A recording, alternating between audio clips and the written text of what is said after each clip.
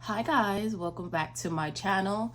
Today I'm going to be diving into something that can transform your financial life literally, which is creating a simple monthly budget. Whether you're new to budgeting or just looking to refine your current process, I'm going to walk you through the steps that I took to set up a budget that not only may work for me, but will most likely work for you.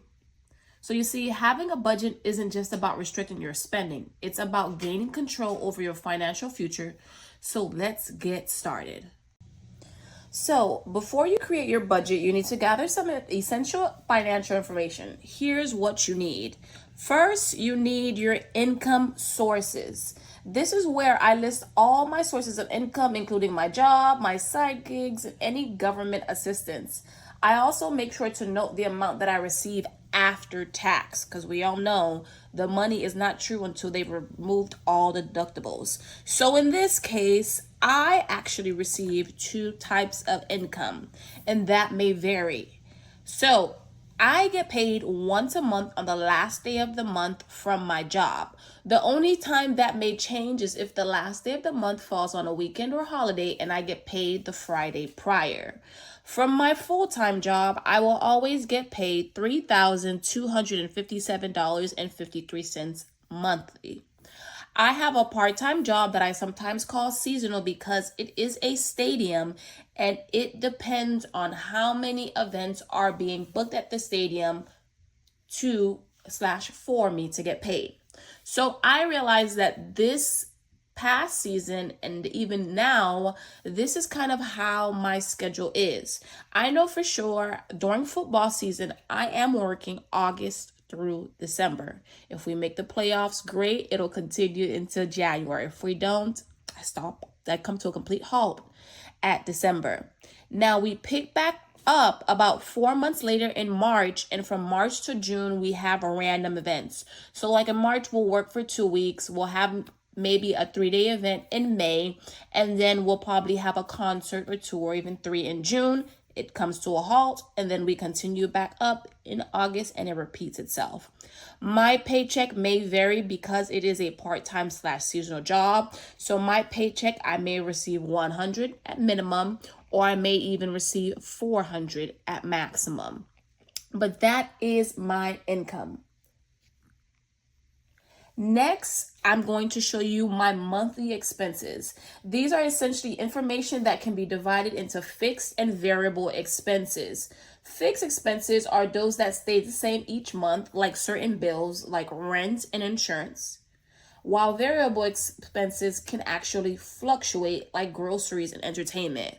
One thing that I will say that is a bill that sometimes I treat like a variable expense is my light bill. My light bill is never consistent, and because I split it with three of my other siblings, it can range from I think $41 or $40 to $50. And during the summer, especially in downtown Florida, it gets very hot, and let's just say that AC gets put to work. So let me show you my monthly expenses. So for my bills, these are the bills that I pay on a monthly basis. I contribute a $100 to rent. Like I said, for my light bill, $41 to $50. I do to pay to park at work. It is not free for me. I recently got life insurance when I noticed that my health was declining a little bit. I have my monthly car insurance, my Apple card, which consists of my T-Mobile bill, which is put on auto pay, in which I obtain rewards for on my Apple card. I have my iCloud, which I pay $9.99 for, and also I pay for my Apple iPhone theft and loss coverage, I believe it's called, as well as for my mom. All of my subscriptions, which is my Spotify and my Spotify, my HBO Max, and my mom's phone bills on my TD credit card on autopay. And then I have a monthly wine subscription from Cooper Hawk. Lastly, my gym and my storage. Because we live in a small apartment, not everything can fit in the apartment, so I pay a monthly fee of it. Now, my expenses are six. It's short, sweet, and simple. I have groceries that I spend on a monthly basis of about $450. Gas to commute to and from work, mainly. Sometimes if I have to work my seasonal job, that's included in there, $130. My fun money, I try to keep it to $25 every week. No more, which comes out to $100. I do laundry every week. I have a cat named Fluffy. She's about to be one on Cinco de Mayo. And I have self-care of $115. Now, my debt. My car loan requires that I pay $345.31 every month. However, in order to speed up the process of paying off the car, as well as hoping that majority of it goes to principal, I pay an extra amount of money. So every month, instead of the $345.31, I pay $500. And then something similar to my student loans, I think my monthly payment is like $50, but I end up paying $125 to offset the interest. And then lastly, my savings. I am trying to build 3 months worth of emergency funds in my emergency fund. So to kind of speed up that process, every month I put aside $125. In my vacate, I have a minimum now of $50. In my health, because if we're all being honest, health is not free. So if I have any dental, if I have any emergencies where I have to go to the ER and I have to pay a copay or a deductible, I make sure that I put $25 aside every month and have it there in my FSA. My future me fund, in case I say, for instance, I decide I want to move out, I decide I eventually want to get married, slow and steady. I know you're like, $25, that's nothing. Correct, but for now, it's something. And then my last lovely two is my Roth IRA, in which I put $100 aside to invest. And then I put $200 aside from my new home that my siblings and I are trying to purchase together.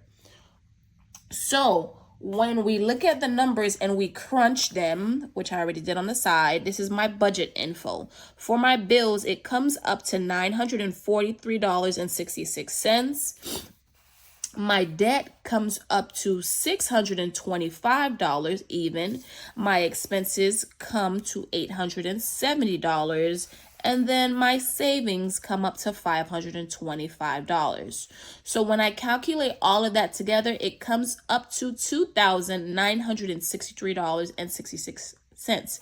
That is great because, as you can see, my monthly income for my full-time job is about an extra 200 and plus more. So based off of that, hopefully in the near future, you'll kind of see me do a stuffings of savings that I'm actually trying to create. So that is my budget. Now that I had show you guys my monthly expenses, which consist of my bills, my debt, my expenses, and my savings, it is now time to put it on a spreadsheet of some sort. And one thing about me, I love a one-sheeter. I found this monthly paycheck budget planner from mapleplanners.com. It is for personal use and it is free. I believe you just have to subscribe to her weekly or monthly email subscription, and she barely sends out emails. If anything, she sends out things quarterly. So it's a great thing to sign up for. I'll attach the link in the comment/bio area. So this is the paycheck budget planner. I'm going to break everything down according to its category, and then we're gonna go into detail. Okay, so this is how the paycheck budget planner looks now complete. I put the month in which that this budget will be applicable to. I put the paycheck in which it was I received the money, and then I did a full breakdown. So in the income area, I put all the income that was going to apply for this month's budget. And as you see, I put the $3,257.53 there. I brought it down. I listed all my bills. In the due section, you can put it by just the number, or you can put the month followed by the number. It's up to you, however you want to put it. And then I put the actual budget numbers. I calculated how many bills I have for that month, which comes out to 10, and the total being $943.66. I subtract that from my total income, and it leaves me with $2,313.87. I do the same thing for my cash envelopes, my debt, my sinking funds, and my savings, and it ends up showing me at the bottom here how much I have left after budgeting all my money for this month. It shows that I have I wish I had 9. It shows that I have $293.87 left to decide if I want to reallocate it to certain things. So like in this case, if I want to travel in a couple months and I realize that I'm starting to have extra money, what I'll do is I'll most likely create a separate budget sheet of where I want to travel, how much it's going to cost for airfare, if I need a car rental, food, airfare, etc. And I'll divide it by how many months is left in order for me to attend that trip. Based off of that amount, with the remaining money left, I will use this money and put it back into my vacay.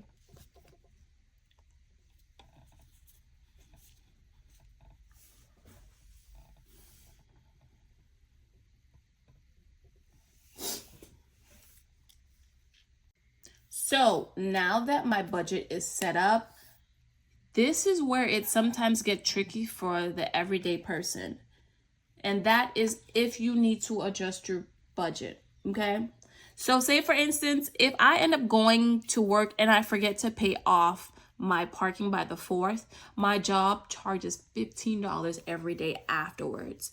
And this is where I will need to be able to adjust my budget.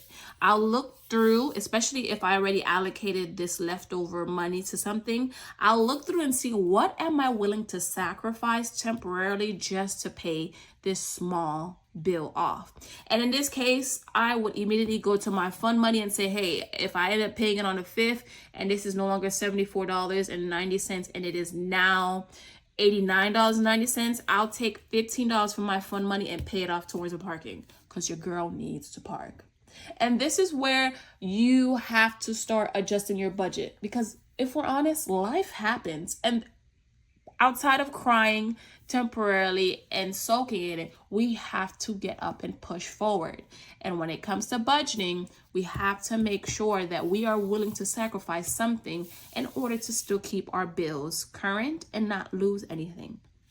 Another thing that would also help is, I know we always be like, but I need this. Subscriptions, y'all. If at any point life comes fast at you and you need to sacrifice something, please let it be your subscriptions.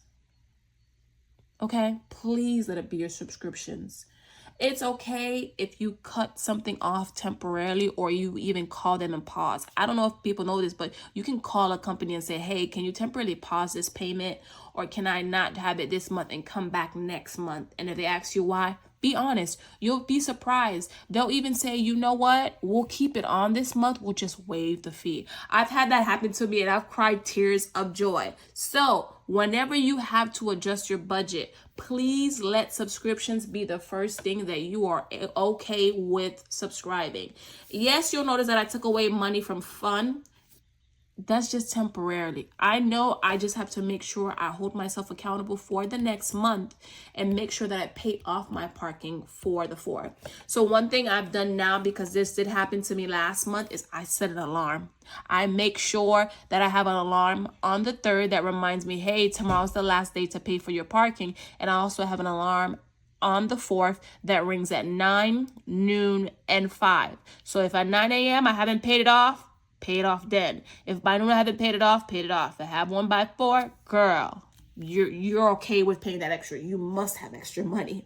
So that's what I do. And then if I notice that I already allocated this money towards something else, it is no longer there, I am okay with sacrificing my subscriptions temporarily. I will call HBO Max in a heartbeat and say, listen, I'm tight on money this month. I know I can afford my subscription next month. Is there any way that I can put it on pause? In the past, if you are kind to them just as they are kind to you, they will be generous and they will waive that fee for the month. And you're like, even now, when I think about it, when they did it for me in the past, your heart will be so happy and content. So if life comes at you fast and you need to adjust your budget, see where you can cut things off or put them on temporary pause so that way you can continue on, okay? So now that we have our budget set up, we know how to track it, or do we? So one thing I do now that I have this budget planner, now that I have an idea of what needs to be paid, I do regular bi-weekly check-ins. This is where I set a specific day, usually on a Friday or a Sunday afternoon, in which I spend a specific amount of time reviewing my budget. I compare all my physical and digital receipts. I compare my actual spending to my budgeting amounts to make sure that I'm still within my budgeting range.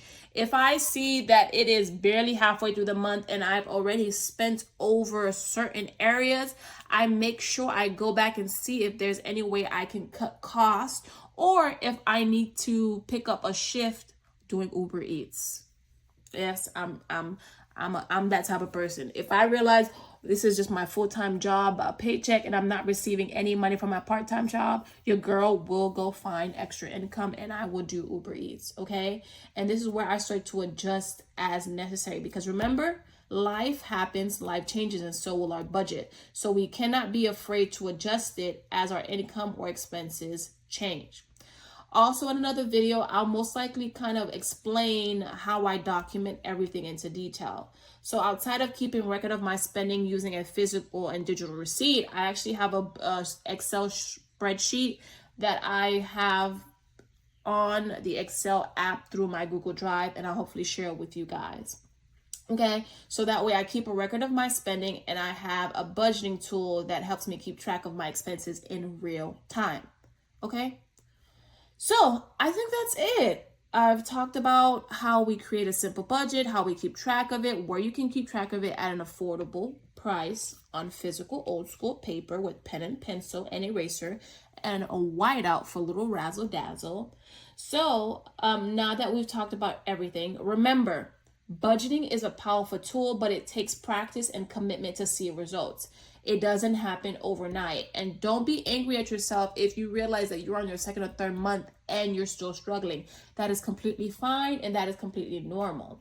If you found this video helpful, please give it a thumbs up, subscribe to my channel for more budgeting tips, and share your budgeting questions in the comments below. I would love to interact with you guys and see where you guys are in your budgeting journey. Also, if you have any tips, tricks, and or suggestions, please post them in the comment below. I would love to hear from you, and hopefully we can help each other out. Thanks for watching, and happy budgeting.